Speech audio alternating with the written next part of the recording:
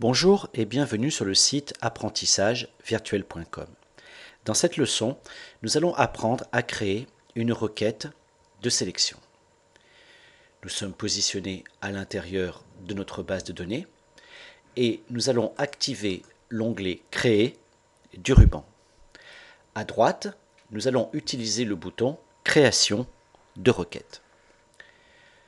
La première étape consiste à indiquer à Excel quelle est la table ou les tables que nous souhaitons interroger. Dans ce premier exemple, nous nous contenterons d'une seule table.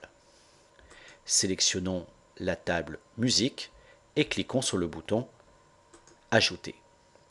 La table étant placée dans notre espace de travail, nous allons fermer la boîte de dialogue Afficher la table. Si nous regardons notre espace de travail, nous constatons que dans la partie du haut se trouve la table ou les tables que nous souhaitons interroger.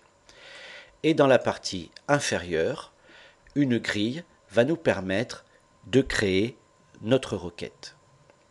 Le principe d'interrogation dans Access repose sur ce que l'on appelle la requête par l'exemple. Il suffit de donner au système un exemple du résultat souhaité et demander l'exécution de cette requête. Dans un premier temps, nous devons sélectionner les champs qui apparaîtront dans la réponse. Par exemple, si nous souhaitons que dans la réponse il y ait le champ numéro d'album, nous le sélectionnons et nous le glissons dans la première colonne au niveau de la ligne champ. Nous pouvons recommencer pour les champs suivants, numéro de track, titre. Au lieu de glisser, vous pouvez utiliser le double-clic qui alimentera automatiquement du champ la colonne placée à droite.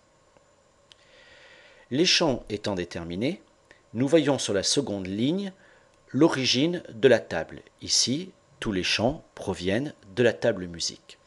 La troisième ligne va nous permettre de choisir l'ordre de tri de notre réponse.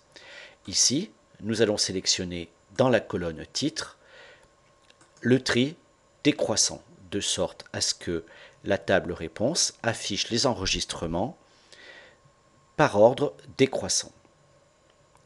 La quatrième ligne affichée nous permet de dire si nous souhaitons ou pas visualiser la colonne dans la table réponse. Par exemple, en décochant numéro de track, le track n'apparaîtra pas dans la table réponse. En dernier lieu, nous devons indiquer le critère de recherche. Ici, par exemple, nous allons indiquer que nous souhaitons avoir tous les morceaux de musique dont la durée est inférieure à 120 secondes. Notre requête étant écrite, il ne nous reste plus qu'à l'exécuter. Pour cela, nous cliquons en haut à gauche sur le bouton Exécuter. La requête étant exécutée, Access va afficher la réponse dans une table. Ici, la réponse à la requête contient 31 enregistrements.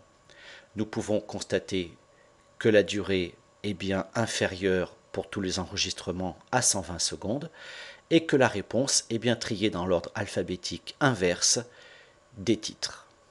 Si nous voulons aller modifier la requête, nous allons cliquer sur le bouton Affichage, Mode Création. Ainsi, nous retournons dans le mode création de notre requête. Maintenant, nous allons fermer l'éditeur de requête. Tout naturellement, le système nous demande si nous souhaitons l'enregistrer. Répondons oui et attribuons un nom à cette requête. Ici, ma requête. La requête étant fermée, je la vois apparaître dans le volet de navigation, ma requête. Si je souhaite exécuter cette requête, il me suffira de produire un double clic dessus. La requête s'exécute automatiquement. Et si nous souhaitons revenir à sa création, nous cliquerons à nouveau sur le bouton Affichage, Mode Création, de sorte par exemple à pouvoir modifier cette requête. Cette leçon est à présent terminée. merci de l'avoir suivi et à bientôt pour une nouvelle leçon.